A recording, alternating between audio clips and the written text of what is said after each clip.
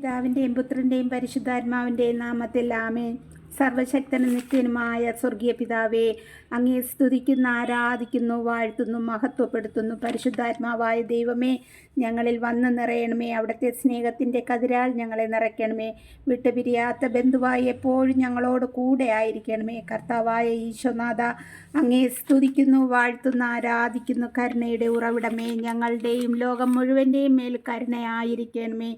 ഈശോപ്പ, ഇന്ന് ഞങ്ങൾക്ക് ഒരു പുലർക്കാലം തരികയും പ്രഭാതം മുതൽ ഈ കരുണയുടെ സമയം വരെയും കാത്തു പരിപാലിച്ച് അവിടുത്തെ ചിറകിൻ കീഴിൽ നടത്തുന്നതിനായി നന്ദിയോടെ സ്തുതിക്കുന്നു.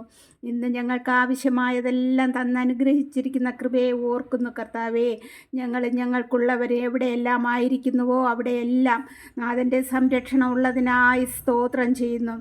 ഈശോപ്പ, കരുണയുടെ ഈ സമയം ഞങ്ങളെയും മക്കളെയും കുഞ്ഞുമക്കളെയും കർത്താവിൻ്റെ വീണ്ടും വരവ് വരെയുള്ള ഞങ്ങളുടെ തലമുറകളെയും സഹോദരങ്ങളെയും സഹോദര കുടുംബാംഗങ്ങളെയും മക്കളെയും കുഞ്ഞുമക്കളെയും തലമുറകളെയും പ്രാർത്ഥനാ സഹായം ചോദിച്ചിരിക്കുന്നവരെയും ഞാൻ ഓർത്ത് പ്രാർത്ഥിക്കുന്നവരെയും യേശുവിൻ്റെ ഹൃദയത്തിൽ നിന്ന് ഞങ്ങൾക്ക് വേണ്ടി കാരുണ്യ സ്രോതസ്സായി ഒഴുകിയിറങ്ങുന്ന തിരുരക്തമേ, തിരുജലമേ, ഞാൻ അങ്ങിൽ ശരണപ്പെടുന്നപ്പ പ്രാർത്ഥിക്കുന്നു. കരുണയായിരിക്കണമേ.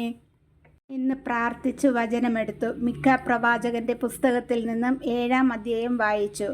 ഇതിൽ ജനത്തിൻ്റെ ധാർമ്മിക അധംപതനത്തെക്കുറിച്ചാണ് പറയുന്നത്. എന്നാൽ എനിക്ക് കൂടുതൽ ഗ്രഹിക്കാൻ കഴിഞ്ഞത് 7-ാം വാക്യവും 8-ാം വാക്യവുമാണ്. 7-ാം വാക്യം ഇപ്രകാരം പറയും: എന്നാൽ ഞാൻ കർത്താവിങ്കലേക്ക് കണ്ണുകൾ ഉയർത്തും, എൻ്റെ രക്ഷകനായ ദൈവത്തിനു വേണ്ടി ഞാൻ കാത്തിരിക്കും. എൻ്റെ ദൈവം എൻ്റെ പ്രാർത്ഥന കേൾക്കും. 8-ാം വാക്യം: എൻ്റെ ശത്രുക്കളെ എന്നെക്കുറിച്ച് ആഹ്ലാദിക്കേണ്ട, വീണാലും ഞാൻ എഴുന്നേൽക്കും. ഞാൻ ഇരുട്ടിലായിരുന്നാലും കർത്താവ് എൻ്റെ വെളിച്ചമായിരിക്കും. അതേ പ്രിയ സഹോദരങ്ങളെ, നാം ഓരോരുത്തരും ദൈവത്തിങ്കലേക്ക് കണ്ണുകൾ ഉയർത്തേണ്ടവരാണ്. നമ്മുടെ കണ്ണുകൾ എപ്പോഴും സ്വർഗം നോക്കിയിരിക്കേണ്ടതാണ്. നമ്മുടെ മനസ്സിൽ എപ്പോഴും പറയണം, ഞാൻ എൻ്റെ രക്ഷകനായ ദൈവത്തിനായി കാത്തിരിക്കും. എന്നിട്ട് പൂർണ്ണമായിട്ട് വിശ്വസിക്കണം. വിശ്വാസമാണ് നമുക്ക് വേണ്ടത്. എൻ്റെ ദൈവം എൻ്റെ പ്രാർത്ഥന കേൾക്കും എന്നുള്ള അടിയുറച്ച വിശ്വാസം നമുക്ക് വേണം. ഞാൻ വീണാലും എഴുന്നേൽക്കും, ഞാൻ ഇരുട്ടിൽ ഇരുന്നാലും വെളിച്ചമായി എൻ്റെ കർത്താവ് കൂടെയുണ്ട് എന്ന് നാം ഓരോരുത്തരും വിശ്വസിക്കേണ്ടതാണ്. വിശ്വസിച്ചാൽ ദൈവ മഹത്വം ദർശിക്കുമെന്ന് ദൈവവചനം നമുക്ക് ഉറപ്പ് തരുന്നു പ്രിയ സഹോദരങ്ങളെ.